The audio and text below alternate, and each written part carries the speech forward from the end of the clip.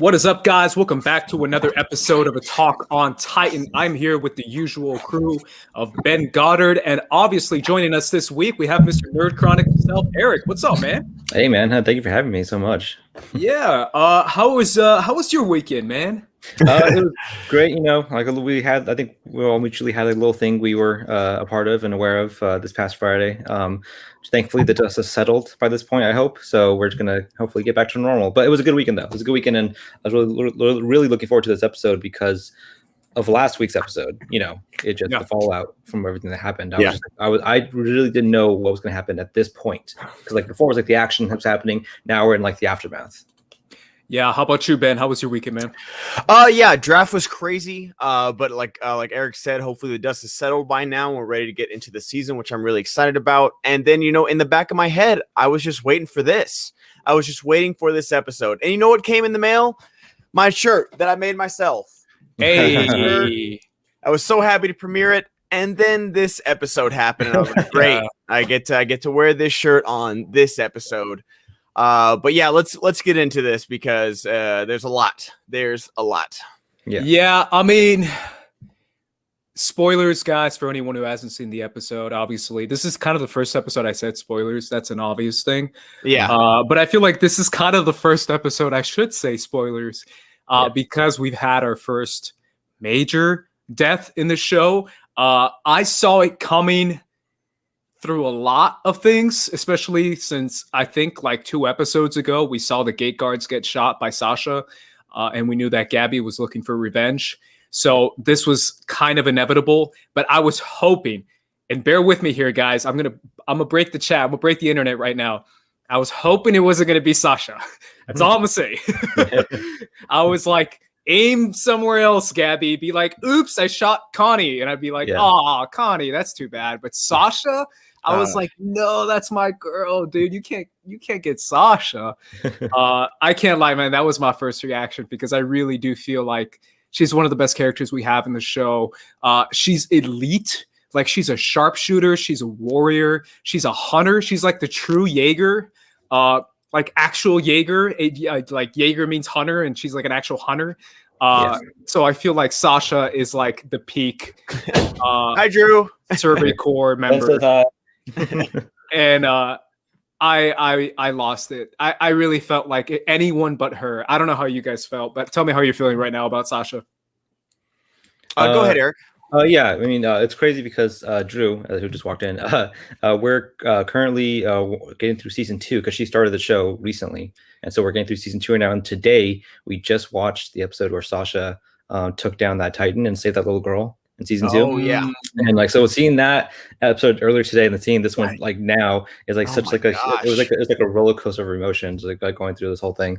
Yeah, I mean, I was the same way.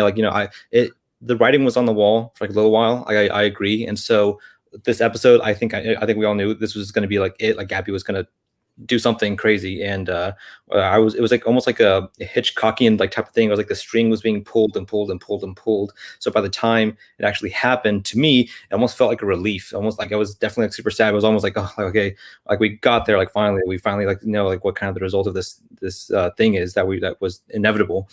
So yeah, I'm super bummed because I really do like Sasha. I think she's one of the more identifiable people right away you get in the show because of her crazy character, her appetite and her just whole demeanor compared to everyone else. She's a standout character. So I think it's a huge loss. I think you're right. It is besides Ymir, I think it is the first kind of big death that we have of the core group. Yeah. And kind of to throw it to you, Ben, the idea that you're right, Eric, Sasha took down a Titan with an arrow in her hand and literally went hand-to-hand combat with an actual Titan. Sasha is that dude. Sasha is badass, elite fighter, way better than Connie. Sorry, Connie. I keep throwing shade at Connie. I'm sorry, dude. I'd be put Connie in the way. No, play. But really, Sasha is that dope warrior, hunter, cool girl, just genuine heart too. She's not a psycho. I don't know. Ben, tell me your feelings, man.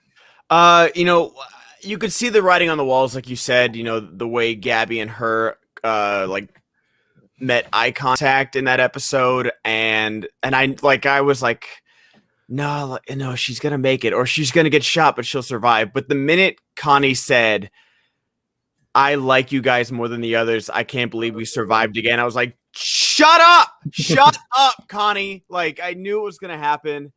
And he just sealed it. And this all goes back to them. Sasha hesitated, Jean hesitated, and then the guy, what was his name, Bolvo hesitated today. Bolov? Okay. No, Lobov. Gotcha. Dyslexia. Lobov hesitated today, all to not finish the job. Like, I can't blame them for not killing kids, because that wasn't their mission. As we learned that this wasn't a planned mission whatsoever. Yeah. And that proves of how capable the scouts are and how far they've come, that this was like a thrown together thing just to rescue Eren, and they were still that good. So I'm curious to see like what their initial plan was to get Zeke out. And that's another thing. Like, I'm surprised that I called that one last week, that Zeke wasn't dead and him and Levi were working together. And boy, do I love Levi's speech to him, where he's like, I'm the kind of guy that savors my favorite part of the meal. I would like to wait till the very last bite. And it's just like, oh, Levi's still that dude. Like, yes, everybody has glowed up. Everybody's, like, war hardened. No one's like Levi. No one is like Levi still, and he is still that dude that will kick Eren in the teeth the minute he comes on the warship. I definitely want to jump to that. I want to stay with Sasha right now, just because I do feel like you're right, Ben. They really told us, basically, and I was so mad when they did that scene where Connie hugs them and it was like, hey guys, we made it all alive. I love you, Sasha. I love you, Jean. You know, we're gonna have a great meal after this. She heard and I was something like, outside. No. Turn around! Stop celebrating!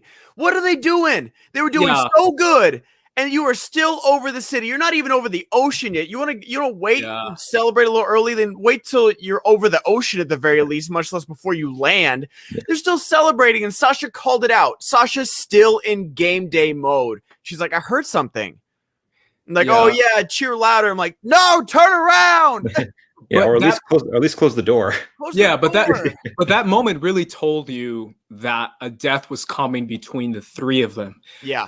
And obviously, guys, I'm joking about the Connie hate. I see some people in the chat being like, hey, don't hate on Connie. Yeah. I'm joking. I just prefer Sasha over Connie. If I had to rank him, I still rank Jean higher, if I'm being honest. I think Jean's dope. I think he's a badass. I added the trio. I do rank Connie last. I like too. Connie. I go Jean and Sasha like tied or like closely Jean higher. But Connie's definitely last in that trio. My bad, y'all. Yeah, sorry. Yeah, and then somewhere in there, for my sacrificial lamb, was Flock. Yeah, no, Flock would have been number one for me as far as like shoot Flock instead. That's what I mean. That's what I mean. But he can go. Yeah, he can go if you have to. Yeah. Let's start at the beginning, Ben, before we get to the Levi and crazy plan thing. The beginning started out with obviously Reiner transforming to his super crazy offensive Titan form, only to literally jump in and grab Galliard. I don't think he was like, I rewatched the episode a few times like I always do, and you could see him. I watched it once today, guys. I needed time. I'll watch it sometime tonight, but I couldn't do it again today. If you watch that scene, Ben, so what he does is like Reiner doesn't go for Eren. He literally just reaches for Galliard. You could see his arm going for Galliard, pulls out Galliard, and Eren's too busy like knocking him out. So Reiner pulls Galliard out of Eren's grasp, which is all he wanted. He didn't want to fight Eren, which I thought was kind of an interesting tactic. But then Eren says, oh, peace out, Reiner. I can't really kill you anyway. I don't know. What do you guys think he meant by that? I don't know if you want to read into that. I'll start with you, Eric. Oh, Ben, go ahead. Yeah, go ahead. I think you're exactly right. I think that initially he turned around and was like, all right, this is my last test. And I don't know if he was going to, eat Reiner as well and try and get all the Titans within himself. But I think he punched Reiner. Reiner didn't get up. He didn't try and counter the punch. He just went to save somebody. Again, that's all he's been doing is protecting Falco. Now he's protecting Galliard. He protected Zeke in the first episode.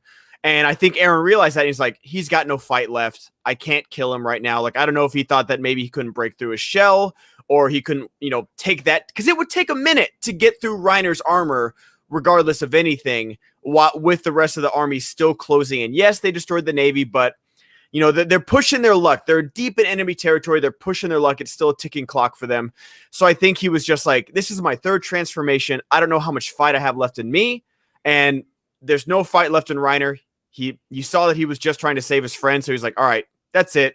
I didn't come to get the Jaw or Armored Titan. I came to get Zeke. I came to get the Warhammer Titan. I came to kill the Marley military. And all those things have been accomplished. What do you think, Eric?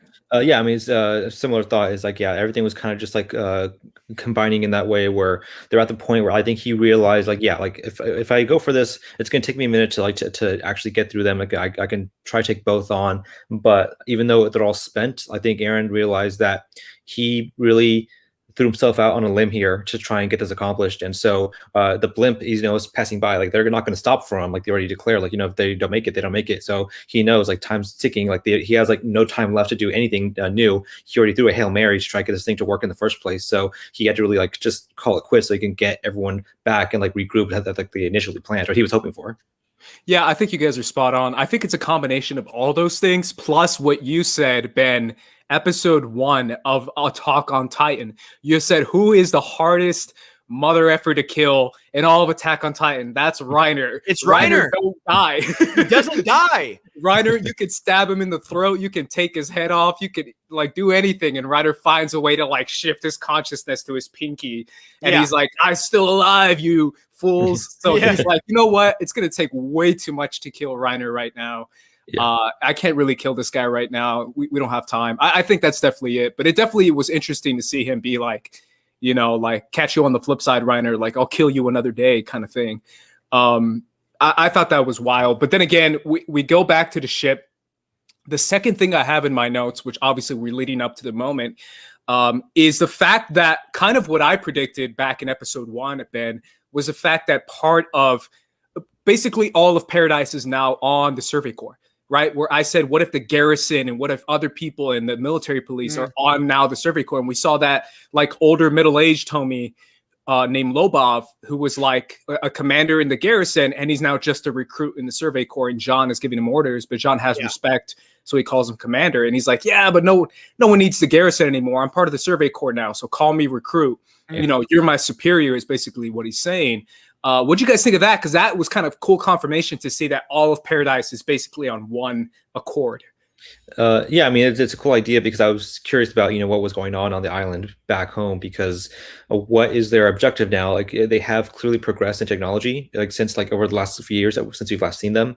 So going forward, I want to know what their ideology of like the whole, kind of culture is now going towards this. Like, is everyone, on board to like take this attack to Marley? Like it looks like it now because the garrison is also on board. Like the military police probably in the same vein, like and on board with it as well. So yeah, I do like the idea of getting like a small glimpse that they have shifted like their whole like kind of military outfit to kind of push forward in this endeavor. Because like you said, this wasn't a planned thing necessarily. Eren kind of did this and like forced their hand to like make this effort. But to have like the backup of like the garrison squad like involved in that shows that there was some sort of organization like shift to make that happen.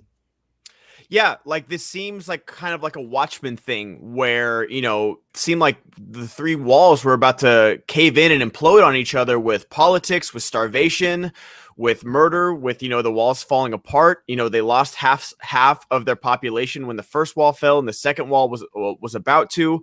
And, whoever was running the fake king was doing everything within their interest. But now they have this common threat to be like, all right, the Titans are gone. Like, as we saw, they rode all the way to the beach, only saw that one, dragging Titan, and there hasn't been any since then. All the Marley scout ships have disappeared and apparently been converted. Any Marley scout ships have been converted to their cause. I love that. We're going to get to that, but that was so insane. Sick. And so they must have gone over there and saw this, like, borderline utopia. Like, I'm thinking, like, Star Trek future where everybody is with this common goal. And, they got a little piece of technology with Eren's Grisha Yeager's basement, at least a clue to like what technology could be had across the sea. And also when they unlocked just the crystals in the rice cavern and they used them for lanterns and everything like that. Like that was like the first thing where it was like, oh, this is basically their electricity. Like they advanced, they put it all in houses throughout the entire population. They use it in lanterns. They have flashlights now. So it really shows you what can happen when a whole society just drives towards prosperity. And that's what they're doing. I don't know what their initial plan was to handle the mainland. It wasn't this. We learned that firsthand this episode, but you can tell they're all doing it together. And it makes me want to see how good of a queen Historia is, because apparently she's got this country locked down and headed toward a common goal. The lady's a queen in every sense of the word. That's my thing too. I kept thinking about technology, Ben, because I like that you brought it up, where I keep thinking like there's no way they don't know that they have like zeppelins and ships and maybe even planes. Like they have to have some sort of anti-aircraft weaponry inside the walls or outside the walls, something that's like a step up from cannons. Yeah. Otherwise, I don't think they would even risk going this far. So that's one thing. The second thing you said, and I'll toss this to you, Eric, the idea of all the ships going there and all the ships getting recruited because of Hanji. I imagine Hanji like Nick Fury in the end of Iron Man 1 with the eye patch, and she's like, I'm here to talk to you about the Paradise Initiative. Like straight up Hanji like energy in this episode. Hanji energy, bro, where she's like, look, this is what we got, this is what we do, this is how you've been deceived. What's up? I'm Hanji, let's do it. And I was like, yo, you imagine that? That's so cool. I don't know what you think of the idea of the ships being recruited, because they are Eldian soldiers. So it clicked in me. I was like, they are Eldian. That makes sense. Mm-hmm. Yeah, and that's what it is. You know, I'm sure these Eldians are. In the first episode, right? They said they have like 40,000, 50,000 Eldians, like ready to die for Marley, and like that's that's their life. That's what they live for. So when they come across the sea, and like Ben said, like they see like a utopia of like Eldians living, quote unquote, freely, like within their own community. I imagine it must be enticing for them to say like, hey, look, like you don't have to live under oppression, like you can help us and like kind of like break that. And I don't know, I don't know if Zeke had a role to play in that in any way. Like, I don't know how he kind of communicated this with Eren and everything. Like, I'm sure we'll see some flashbacks that have developed that, but it is interesting to think that he is like, what they call him, the war chief in this kind of society. So if he turns, like, that's enough reason to like, I get to probably get like a bunch of them to turn. Because like, if he's leading the charge, like, like a lot of them are going to follow suit, because they, of course, like they're going to get to the point where like a handful of the population is going to be like, no, like we would rather take the opportunity to rebel than live under their foot for the rest of our lives. Do you think Reiner was in on this at all? No, because he seemed pretty pissed about Galliard. I think he should have been, because I think there's some repercussions that are going to come, but we'll talk about it. Galliard and Peak weren't supposed to be there, and they wouldn't have been there if Peak hadn't been on her A game and warned her Panzer unit about it.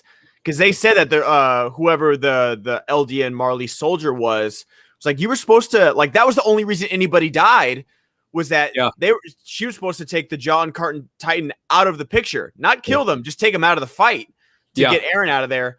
And if it hadn't been for that, they would have easily captured Zeke, easily gotten the Warhammer Titan. Like, Eren was literally about to eat him, or at least, take them back, because, the Jaw Titan's the only reason that Eren could eat her.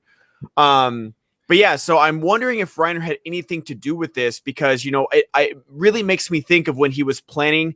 It might have been just the fight was out of Reiner to try and strategize an invasion, but that was going to be the first non-Eldian invasion. That was going to be the full might of the Marley military that was not Eldian, front run, that was going to the island. And Reiner was like, well, we can't land here because that's where all the ships have disappeared, but that's the only port, so we can't land on the north side because that's just cliffs, and we can't land on the west because that's too rocky, and we can't land on this. Like, so where can we land? You're not telling us anything. He's like, well, I don't know. And so like he kind of just plays dumb about that, and that could be Reiner's like lack of fight that seems to be within him right now, or that could be strategy of like, no, you're not gonna go there.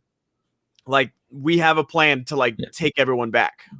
I mean, I think it really what it is I don't think Reiner was involved or knowledgeable of like the invasion, just because of the the moment he has with Eren, where he's like kind of crying and begging at his feet. I feel like that, like particularly like that moment, kind of shows that he was at like the ground floor, like rock bottom, like trying to say like, look, I have nothing else to give you. I have no cards left to play. Here's like my heart and soul. I'm telling you, like, I'm sorry, and like I want to kill myself. I'm so sorry about everything I did. And like, also like beyond that, thematically, I just like the idea of, again, building both Eren and Reinhardt up as these two counterpoints in this story, where Reinhardt at this point is as much of a main character as Eren is in this whole story. And so I like the fact that you bring this, they'll live to fight another day, and we'll see them, I'm sure, come face to face once again, like later, once this whole thing comes to a climax. But beyond that, I think that he just is at the point where, like, trying to guide away the Marley military from like where to land. I think he's just, like I said, the fight is out of him. Like, he just doesn't have any more plans or schemes left to go, because the warrior that he was when he was younger and wanted to go there is like, that's not him anymore. Like, he does not have that fight left in him to like push this whole endeavor forward. And people, I see people in the chat saying that, but Eren wasn't supposed to be there either. That's the thing. Like, when Reiner was surprised to see him in the basement, Eren wasn't supposed to be there either. That's the thing. Yeah. That was not part of the plan. So Zeke and the scouts can have a plan that didn't involve Eren doing what he did. Sure. They had to adjust that. And so saying Reiner was surprised in the basement, everybody was surprised Eren was in the basement. He wasn't supposed to fucking be there to begin with. The other thing too that I feel like we should talk about is the longest con game in the history of cons. Holy crap. I've been in this game since I was 5 years old, bro. Since I was 6 years old. Freaking Zeke, bro. Like, Zeke turned in his parents, and that was, I don't know, maybe that was part of his ploy. Like, he was like, yo, I'm gonna get the Marley on my side because I turned in my own damn parents at 6 years old, and everyone's gonna be like, yeah, he's a Marley hero. And then I'm gonna turn it all on them, and I'm gonna raise Eldian Empire back. I don't know if that was the case, but I don't think so. I don't think so either. But just the fact that Zeke is in this plan is just right. The most hardcore Marley simp is in this. Like, like I said, that was my tinfoil crazy conspiracy theory last week. I had no idea I was going to become close to it. Like, got it right. Yeah, I was just like, there's no way he goes down that easy. Either like we saw that it wasn't, like a fake Titan running around, but I wonder when he did turn. Because, we never see Reiner, Zeke, and Peek ever leave the island or how they got off the island in season 3.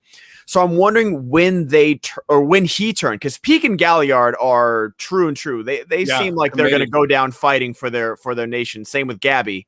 But I'm wondering when Zeke turned. What do you think, Eric? Like, when do you think his turning point was? Well, I'm trying to think about that. What the line he said to Eren, when they last saw each other, he said like, I'm going to save you from all this, right?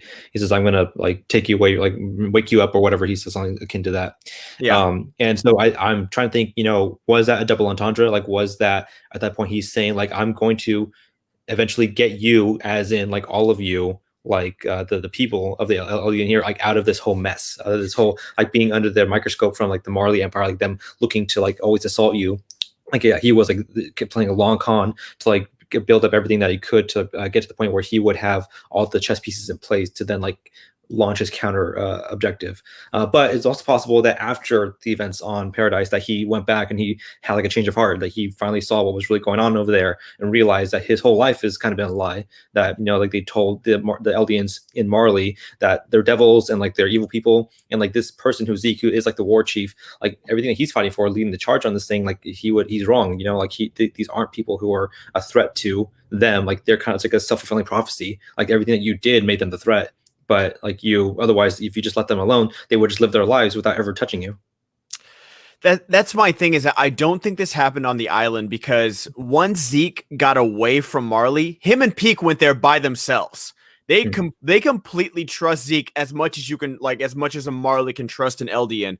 They trust Zeke because we saw at the end of season 3, part 1, that Zeke beat Reiner in a one-on-one fight, easily smoked Reiner in a fight, because it seemed like Reiner wanted to go back and get Annie, and he was like, no, we're not getting Annie, we're going to get Eren. Like, we got Ymir, we got the Jaw Titan back, now we're going to get the Founding Titan back. Because I think that was, I'm trying to remember, but I just remember that like Bertolt didn't even try and put up a fight against Zeke because he probably would have lost, and Reiner put up a fight. So I feel like in that moment, Zeke could have like taken, like taken the arms off of Reiner and Bertolt if they didn't want to join the Paradisers, and been like, all right, this is the plan now, Eren. Like I had to play deep cover for a while. I had to be like, what was the name of the agent? The Owl? Was that his name? Yeah. Yeah, I had to be the Owl for a little bit, who literally tortured Eldians, threw them off the wall, turned them into Titans.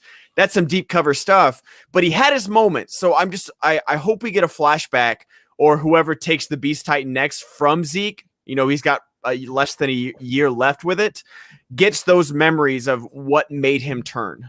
Well, it sounds like, can I jump there? It sounds like it's going to be Eren, right? He said, well, I have the royal blood. Well, he basically said, we have a Titan with royal blood now. Now we have a Titan with royal blood on our side, meaning him, right? So I was like, does that mean he's going to have Eren become Beast, War, Attack, and Founding? Does Eren have royal blood? Because he just he doesn't. He doesn't. I don't know how it works. I mean, maybe I'm wondering if Historia's got a kid or something. Okay.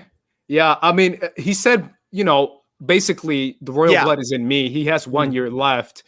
I don't know if that meant because Eren has the Founding Titan. Maybe if he eats him, he somehow gets full power of the Founding Titan, or at least, I don't know, 75% power. I don't know how it works. Yeah. But either way, that's kind of wild.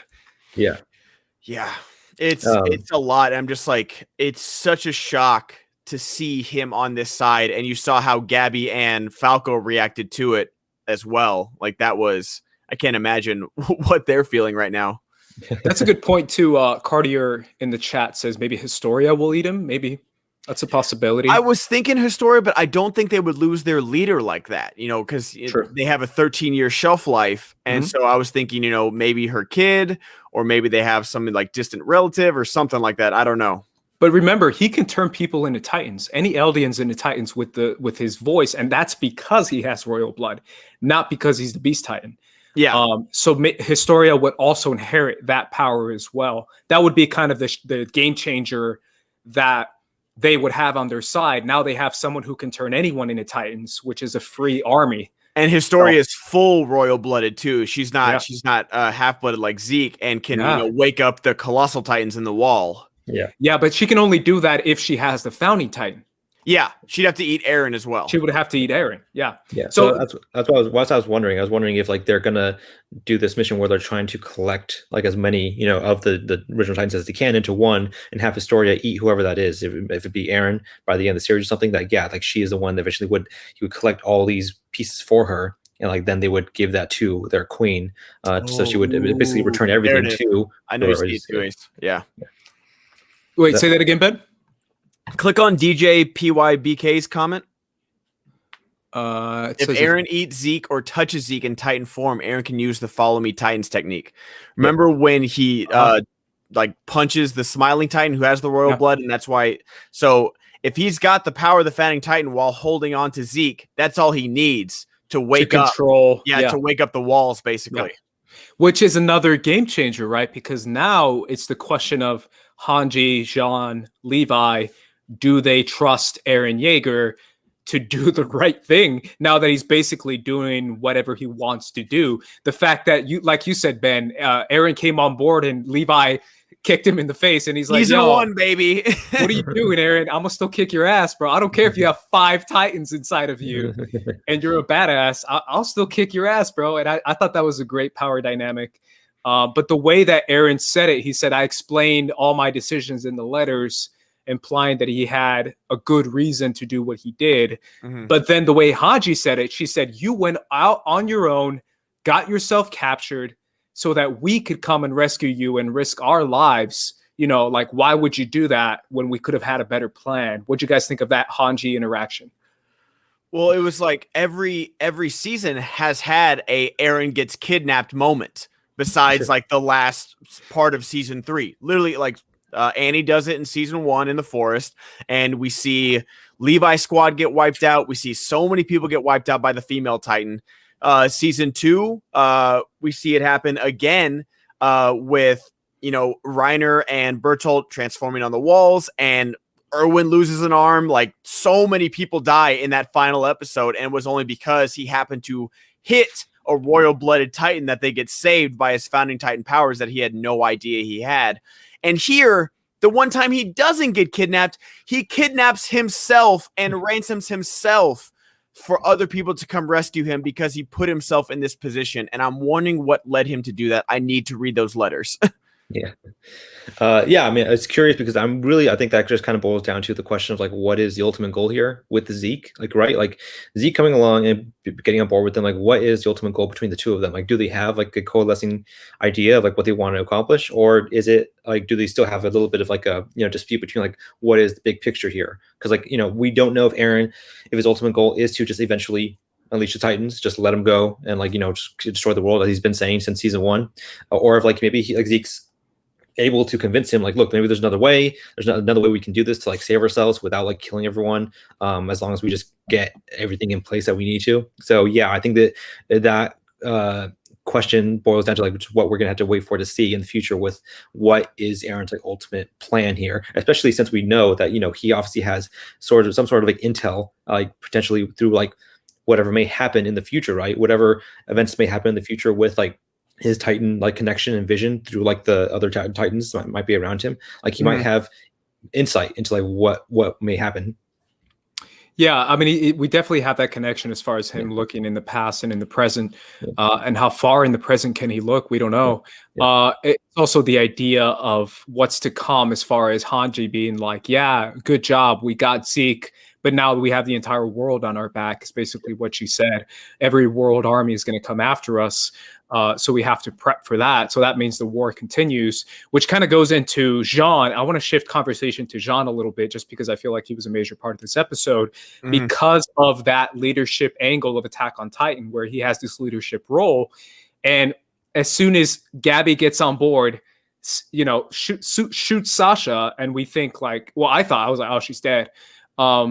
He did not hesitate to pull out his Glock and straight up be like, "No, you shot my girl!" Like straight up, he was gonna blow her head off. Which, to be fair, I probably would too. But at the same time, Falco comes in, saves her. Flock and everyone else jumps them while he's trying to get Sasha, and they go to Jean and be like, "Jean, what do we do? We just have this little girl come on board and kill one of our favorite people ever. You're the leader. What do we do? Do we just throw him overboard and be like, deuces? Do we like take him they with were about us? to throw her off the ship. Yeah, and I love John kind of trying to figure this out. He's like, what do I do here? I can't just like throw kids overboard, but at the same time, I can't just like not punish these crazy psycho kids. Yeah. And as soon as he heard Gabby talking shit, he was like, "Oh, you want to talk shit? Let me take you to the boss." Yeah, that was the best. Like, tell your leader about me. He's like, "All right, you're like," and I think he sees. That's the thing is like Jean is the one person that's really separating himself from this. Yeah. Like I think everybody's been like shoved into this situation because of Eren, jumping the gun with whatever their plan initially was. And Jean is the one really taking a step back to be like, dude, like we're trying to not be our enemy. We're trying to not be what like we got pushed into this corner and had to fight our way out. We're not trying to put someone else in this corner. Like we're just trying to end this war before it gets too bad. And I just, on one hand, I'm like, Jean, it's already too bad. You need to wipe out everybody right now because there's not going to be any peace treaty after this. It doesn't seem like. Disagree. I think Jean is one step ahead of everyone else, bro. I think Jean is the kind of guy who's like, if Jean had taken the shot, Sasha would be alive. Yeah, but then again, if Sasha taken the shot, she'd be alive. Like you could say that about anyone. You could say that about Lobov. You could say that about like legit anyone. I think Jean is thinking 2 steps ahead. He's definitely trying to re-educate Sasha, Gabby and Falco. He's not trying to overreact of the situation.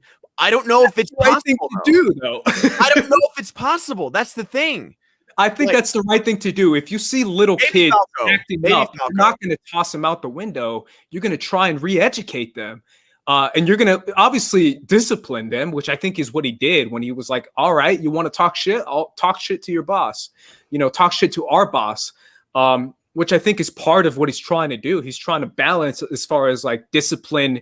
Like as soon as he heard Gabby do her crazy speech, like we're Eldians and we're going to kill you all. And he was like, damn, like the brainwashing is deep with this little girl. What am I benefiting by just killing her? let me just show her something. Let me show her something. I feel like that's where John's headed. I don't know. What do you think, Eric? I mean, yeah, pretty much the same thing. Is just that, again, like we said before, like they didn't intend like to come do this, right? Like they did not intend to come and slaughter a bunch of like random people that they like, they have beef with. Like they didn't like sort out, like they killed as much Eldians as they did like Marlians because he attacked an Eldian zone. So like I think John like seeing that, like he probably realized like, look, we have an opportunity to like kill these people like we did with everyone else, but like this is like a more nuanced decision we have to make. We're not just shooting randomly into the night at people who are shooting back at us. Like we're actually have to make a conscious decision to throw these children off of a moving ship. Like that's different than just like than war. It's not war. Like they're basically outside the boundaries of that at this moment. So I think you realize like, yeah, like we can't just keep killing everyone because like that where does the line end? Where's the line end where then we just are executing anyone who like we don't like or who's in our way, who we think wronged us in a certain way. And so I think, yeah, when he gets the opportunity to show Gabby like this is a girl who obviously has like a certain opinion about the world and what the world that she knows, like the best way to like potentially break her out of that is to show like, look, this is the person who I know you look up to. Like this is the person he says like what you think is wrong. Like he's come like to the other side about this. So yeah, maybe as this goes on, John's going to realize and hopefully help the others realize like there is an opportunity here to reach out and bridge the gap here rather than like looking at every single person across the sea as an enemy. Otherwise, it's an endless loop. It's literally an endless cycle. I think John's the only one who's looking at like, hey, let's break this cycle and be like, yo, let's look at the other side and look at the children who are literally brainwashed since the day they were born. If this is what they become, if they become these psycho little Gabbies, then let me try and take these psycho little Gabbies and show them what's up. I think he's thinking like, wait a minute, it's not just endless wars and endless fights and just step on the enemy until they explode. Like, let's think 5 steps ahead when the world is 100 years from now and I'm gone and everyone's gone. What is going to be the future? Is it going to be a desolate planet just destroyed, or is it going to be something else? And I think John's the only one who's thinking that. And I think there's some people in the chat being like, no, John should just murder them all. And I'm like, I don't think that's the point. No. I don't think it's the point, but it's also like kind of choose better timing to teach lessons. Like, I mean, would you have tossed Gabby off the ship? Is that? I don't know if I would have tossed her. Maybe like a summary execution after a trial. I don't know about that. Might still happen though, but that might still happen. That's why to me, it's not just impulsive decisions that he's doing. He's doing decisions that are a little bit more. Let me take a step back. Let me breathe. Even though my best friend just got shot. Like, I think that's why John's a good leader. But the thing is, like, his first decision to not kill civilians is obviously the right one. Like, he's saying, like, don't bomb these apartments because these are our people in them. It's another thing to not kill an enemy soldier. Like, Gabby is a soldier. Whether you want to call her a child or not, she made the decision to be a soldier in that moment and kill an enemy. To retaliate, that's just war at that point. Like, it's not killing a child. Like, I agree. But I feel like there's levels to this game. There's a difference between like chemical weapons, for example, or torture, for example, where it shouldn't be allowed. And that to me seemed like torturous or a little bit too savagery as far as like tossing a child out of a ship versus, picking up your gun and quickly shooting her. That would have been self-defense, right? There's a difference to it, man. I don't think it's simple as like, I'm not saying it's simple either. Locke is like, woohoo! He would have, he definitely would have. But no, I do think I think John, like he has throughout the most of the series, he sees like a lot of these things, these situations with nuance, right? Like he doesn't see everything black and white, and so when he's like is looking at Gabby and hears like the rhetoric that she's like spouting out, he's I think able to differentiate Marlians between Eldians, the Eldians that are like victims themselves of like this whole like scenario, whereas Eren, as we know from previous seasons and now, that he's not saying Marley is my enemy. He's saying the people across the sea are my enemy. Yeah. So to him, it's all one thing. It's all one thing. Doesn't matter like what the kind of type of belief they have. They're the enemy because like they want to attack us. Like doesn't matter if they're brainwashed because of it. Like they are still an enemy. John, I think, is going like deeper than that. He's seeing that look, there's an opportunity here to like see that these people don't have to be our enemies. So like throwing them out of a moving plane, that just confirms what Eren wants. That they're just fodder. They're fodder enemies to just like get rid of, and then don't think have a second thought about like who they are as people and why they're here. Yeah, I think it's definitely an interesting dynamic, and obviously her confronting Zeke, and Zeke being like, "What are you doing here? This was not part of the plan." And then Hanji asking Zeke, like, "Hey, did everything go to plan?" And he's like, "Nope, miscalculations." And she's like, "What miscalculations?" He's like, "Right there, those two little kids are." Let's talk about Falco. We've talked about a lot about Gabby. Let's talk about Falco completely changing his tune here. Like, I know he said he jumped on her because, like, oh, the armor titan is mine. That's why I'm trying to stop you. But he listened to the conversation between Eren and Reiner, and he's like, you're calling these people devils, and that they came to our island, it came to our town and killed all of us. We did the exact same thing to them. This is just revenge. And like we honestly did it first. Like, if you want to look at it that way, it's like we started this fight and now they're here because of our actions. And so, and like, people are saying in the chat too, Falco stopped Gabby from possibly killing Jean. Jean threw his gun. I don't know if he was going to get the shot off first. I think he would have. I mean, think about like the way she was reloading. Like, if you ever watch it, she's like reloading while Jean's just straight up like pulling out the Glock. Maybe, but no, I was gonna say, like, go ahead. Yeah, Falco. Yeah, in that sense, Falco. He's like, the way he acknowledges what Eren says, like, we're the same. Like, you came to us. Like, why did my mom have to die because of like what you believed and all this stuff? And Gabby's response to that, I think, is like really interesting too. She says like, "Were you there?" And he's like, "No." And he's like, "Well, neither was I." It's like, why? So why does it matter? Like, why are you trying to, like, it's what Eren's like, it's the same problem that Eren has. Like, why are you trying to empathize with these people that we don't know? Like, we don't know why they're doing this. Like, why do you want me to care about like why they kill my friends? Like, why do you want me to see their reason? Like, I don't want to justify like their reason for killing with the people I love. I want to just kill them back. Yeah, and it's definitely Falco's getting a little Jean in him, if you know what I'm saying. This is me being Team Jean. But yeah, I really do feel like Falco is that one balance, right? Where he's supposed to be there to balance things out and to be like, hey, not everything is the way it seems. And that's why maybe he's going to inherit one of the major titans, as we, probably saw in episode 1 that he thought he was, going to be one of these titans who's seen memories of the past. So we know that he's going to inherit one, and then we just don't know which one it is. So that's why I think he's a major character for sure. Can we quickly, before we end this episode, talk about the incredible score? Oh my gosh, when Sasha was on the floor, like I couldn't. Just everything. When Gabby was like zipping up to the ship, the score, the electronic score that was hitting, I was like, yo, this thing is a banger, bro. What'd you guys think of the score just hitting today? I mean, the score has always been like very interesting. Like I was rewatching season 2 today. They always have like kind of like electronic sound they occasionally have, like the dun, dun, dun, dun, like that type of thing. Like they've always been very creative with it. But like for this one, it's funny because like we have like the score that's obviously big and bombastic for the last like 3 or 4 episodes. But for this one, it felt almost like equally like epic for what would otherwise be like a very somber scene and moment. Like they give it its due credence, because I think they realize like this is big. This is big to have like this kind of character of this caliber die. So like the emotions need to be large and like really felt in the score. Yeah.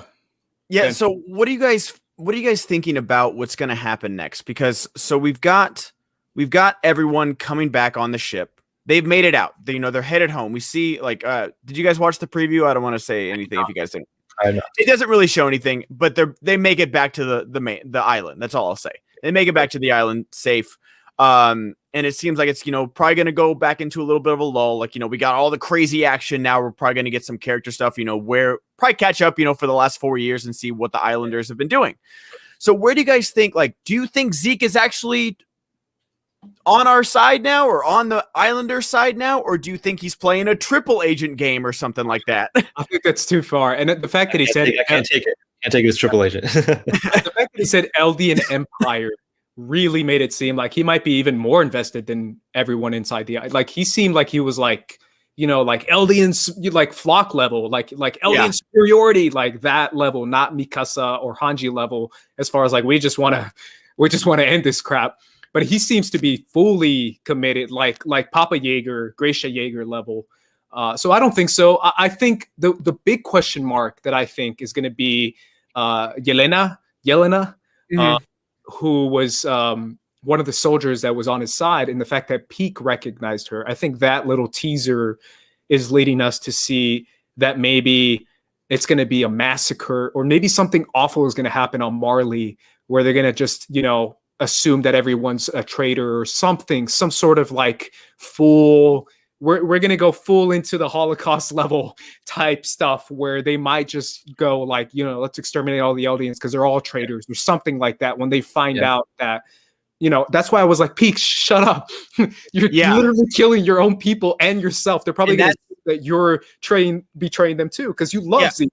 So they'll probably think that you were a traitor too. I don't know.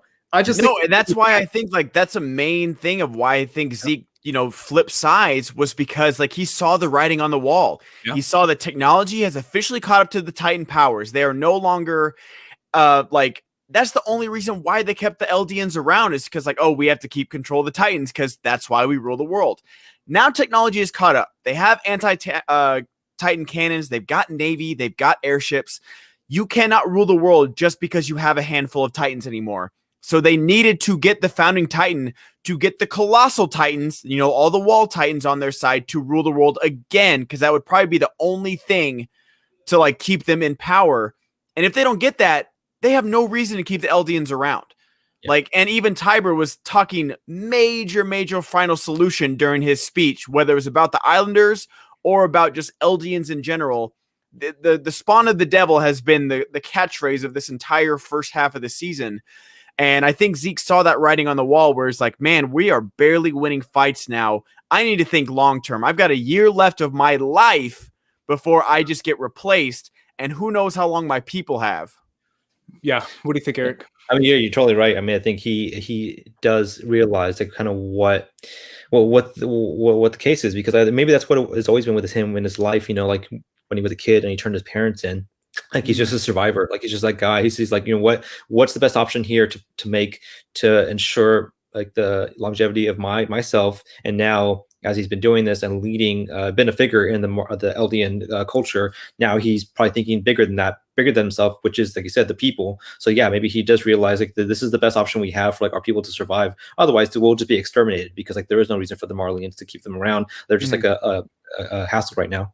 That's the other thing. I quickly want to get to Gabby's speech that I really felt like was really misplaced as far as everything going on, which kind of goes into the brainwashing of it all. And I briefly want to touch on it just because it's super deep and profound as far as like what's happening with her. But I really do feel like her being like, I try my best to be nice to all these Marleys and they spit on me, but I still say hi and hello and wave at them. And I was like, girl, that ain't the way to live though. Yeah. Like that's just not the right way to live. She's so deep in it, man. Like I hate like I don't like Gabby, but let's just like it's what can you do? Like she's so deep in it, like she's so beyond brainwashed to where she's doing anything for the people that wouldn't like spit to put her out if she was on fire. Like which is why do nothing for her. All this kind of has to be done. Like that's why I feel like shaking Gabby, being like, hey, wake up, might be the best thing to do, because I really do feel like if you show them like, hey, you don't have to be stepped on and spit on. You aren't a spawn of the devil. You shouldn't necessarily be waving at these people who are spitting on you. You shouldn't be doing that. That's not the way to live. That's not a life. That's subhuman. So that little speech really showed me, if anything, it showed me that the Survey Corps is definitely doing the right thing by stopping this crazy brainwashing that's going on. Any thoughts on that little speech by Gabby? I mean, yeah, but that whole thing is like that kind of the trajectory of like what's going on with her and Falco, like to me, solidifies in my mind my assumption that with this story is going to end with them. Like they are the future of like what's going to happen between these two people.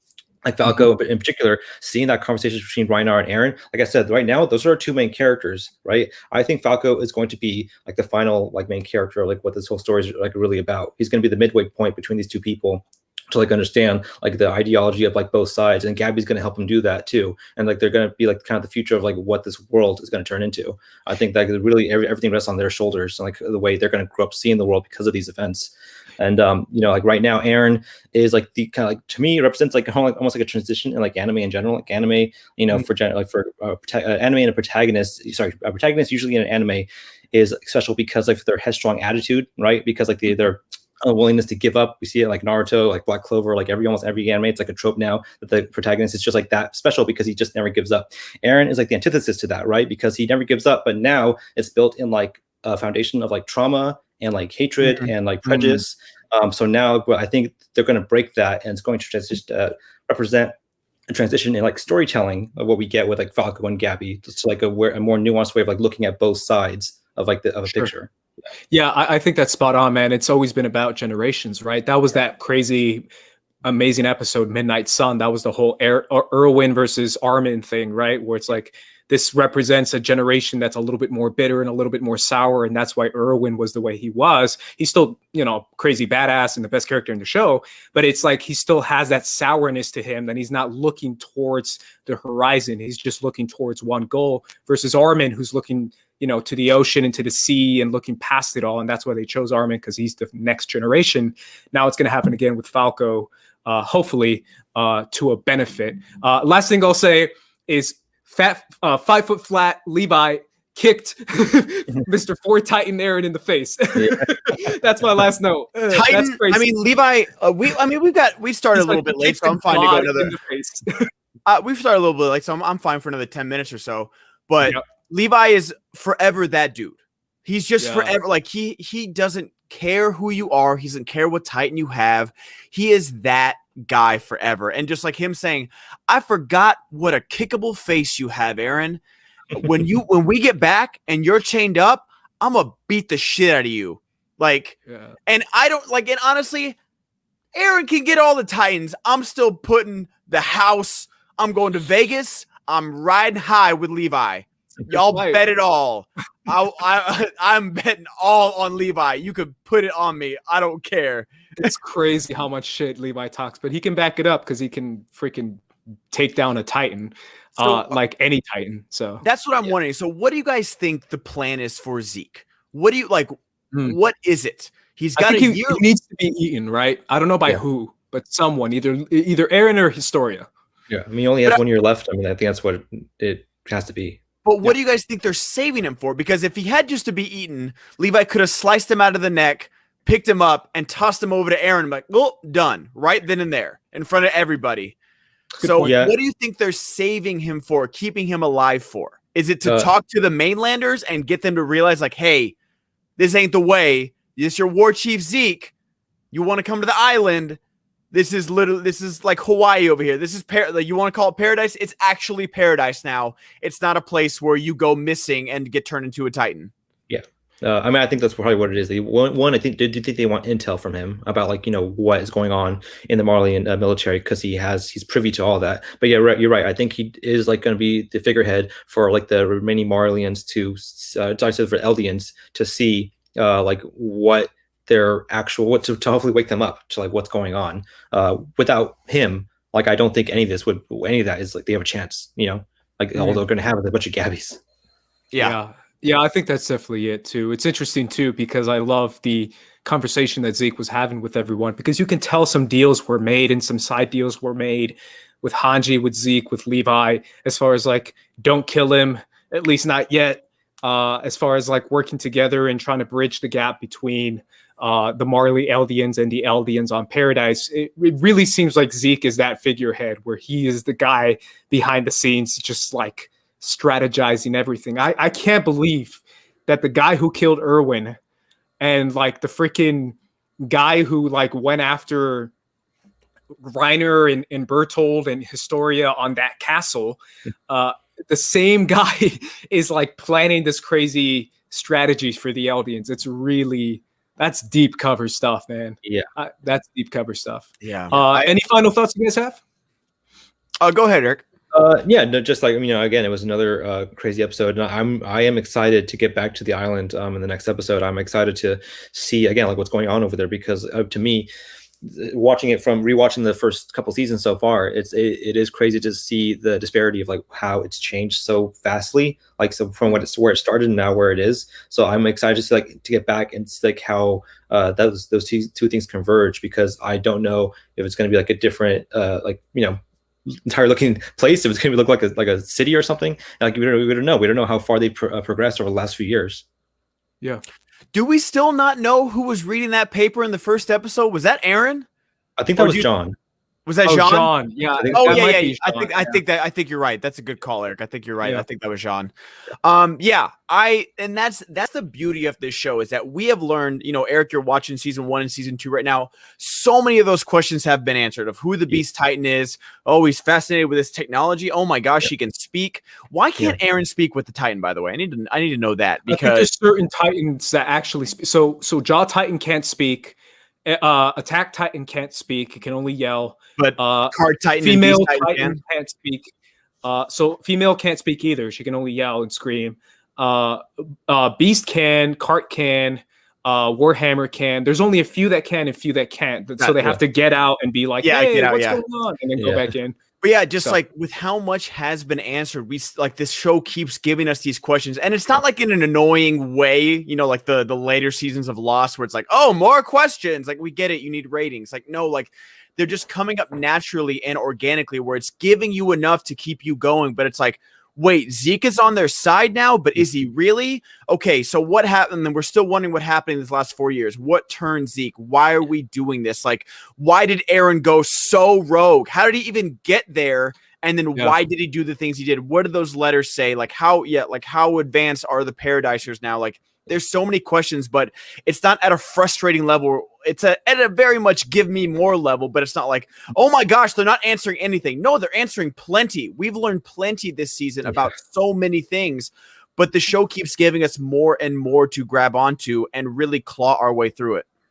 I would recommend for anyone, you guys or the chat, to like if you have time, definitely give the show a rewatch because there's so much stuff like packed in there. Like, there's so much clues and like foreshadowing and everything like it packed in like every episode. This motherfucker right here caught the Tiber uniform in Eren's literally opening dream. Yeah, that's because he has a Warhammer. Yeah. So that's right. So it's crazy how everything kind of comes back, and even the title of the first episode is some sort of hint into the Titan inherited form. Right. As far as what's going to happen for sure. We have Sabrina in the chat too, reminding everyone in the chat if you're enjoying this, like the video. Like the video. That's a great way. That's my dog calling me, telling me to finish this up. Last thing I'll say, guys, is R.I.P. Sasha, the GOAT, the sniper, the hunter, the one who took down a Titan with an arrow and saved a little girl. That's my girl, Sasha, forever one of the best characters in the entire show. Potato Girl, she uplift Potato Girl. Even Eren got emotional, bro. Like Eren is barely. Before we go, I want to talk about his reaction because I think he did plenty of things wrong, but I am okay with him laughing in that moment. I really am. I think he doesn't know how to express his emotion. And the fact that Sasha's last words were meat. She's forever a goofball. Has she changed into a total badass sniper warrior? Absolutely. But she is still that goofball that is eating a potato in formation. She is sneaking meat away from the officer's locker. And that moment where they flash back and they're like, it won't matter. When we retake the wall, we're going to have more cattle and we're going to have plenty of meat. Like, that's when I broke. That's when I absolutely broke, is Eren thinking back to that moment, because that was right before the Colossal reappeared and, threw everything, for another loop. And that moment was like the last really, truly good moment Eren had in his life. And he was with Sasha. And it was, oh my gosh, it was like that. It killed me. Yeah, I agree. Yeah, I mean, obviously he's mourning. I think that's his way of like, we've seen Eren laugh cry before anyway. In that scene where, what's his name? Hannes. When Hannes dies, he laugh cries too. Like Eren is that kind of guy who like, he laughs when he's like in mourning. It happens, and it's Sasha too, where I read that completely different than you, Ben, by the way. I read it way more brutal. I read it as like, man, this is a girl who like all she wanted was a good meal and she lived in poverty and she just wanted food. And her last words were meat because she suffered her entire life. Like, I was like, it's going to bring the thug tears, bro. Thug tears. But either way, R.I.P. Sasha, one of the best characters in the show. Honestly, I love her so much. Should have been someone else. Should have been one of those red shirt guys in the back. Sorry, that's just how I feel. But Eric, where can everyone find you, man? You can find me at Nerdchronic across all social media, Instagram, Facebook, Twitter, all that stuff. You can find me editing for the Movie Trivia Schmodown, which we just had our big draft this past weekend, so check that out if you haven't already. And then we have our big event coming up in February, Laura Kelly versus Molly Damon as the undercard, and then Mark Novick versus Chanchu Dundapani for the Geekdom title in February. And then wait, Ace, did you not know about this? I did. I just didn't know it was that soon. Yeah. In just a few weeks from now. And then we'll get started with the main season after that. But yeah, you can also find me on Video Drew's channel, our friend Video Drew, friend of the show. She has her own YouTube channel where we do Video Chronic Pop Culture Quiz every Mondays and Thursdays, where we do 20 questions on just one specific movie. It's a lot of fun, just a lot of good time, hang out, and yeah. I mean, yeah, great job, by the way, in that draft promo, Eric. Like, yeah, that was insane. It was so good, and the fact that the way you find these non-copyright songs that are so perfect for your narrative is honestly insane. Thanks. My biggest point of pride. Ben, where can everyone find you, man? Everywhere at the Ben Goddard. I absolutely love doing this show every Sunday with y'all. Like, I needed this, especially today. Like, I needed to talk through. This was legitimately therapy. Like, we've had our fun with all these crazy actions, and it brought us down like in the worst way possible. I love Sasha. I did not expect the guttural reaction I had to her death would be this hard, but it was. Like, I can't remember. Maybe Oberyn in Game of Thrones was the last time I felt a character death like this. Pedro Pascal in Game of Thrones was probably the last one I was like, oh my gosh. Like, not even like Ned Stark, but I was like, Oberyn I really connected to in that way. But this one, man, this was such a good episode. I'm so excited to get back to the island and see what our characters have been up to, catch up with everybody. And, honestly, next episode is probably going to be just as sad. It's not going to be pretty, but the questions that keep getting brought up for this show is just amazing. Yeah, I will say I'm glad Sasha didn't go out like Oberyn. I'm glad she got a somewhat graceful death. I was afraid she was going to get her head blown off or something. I'm glad it wasn't that. Yeah. Yeah, definitely not. I'm still mad about Oberyn's death, if I'm being honest, guys. Either way, RP Sasha. And do you guys have stereo? You guys I do. Stereo? Yeah, I just got it. Yeah, I just got it. About doing a stereo. If you guys want to join me on maybe one of these days, we can do a stereo after like like a 30-minute this conversation. I am all about it because I can do another hour. You want to? You guys? Yeah. I'd be down if you guys want to hop on stereo, maybe 30 minutes. See what I've got a den meeting at 7:30, but I can do a little bit for sure. Oh, let's see what we can do. I think I might have dinner plans, but if I can't make it, I'll definitely let you guys know. Sure. Cool. Let's see what we can do. Either way, guys, follow us there as well. I'm on social media at Squad Leader Race. Follow us at First Cut if you haven't done so already. Subscribe to this channel for more anime talk because we're going to be doing more anime talk. And for the First Cut crew, we are peacing out. Peace.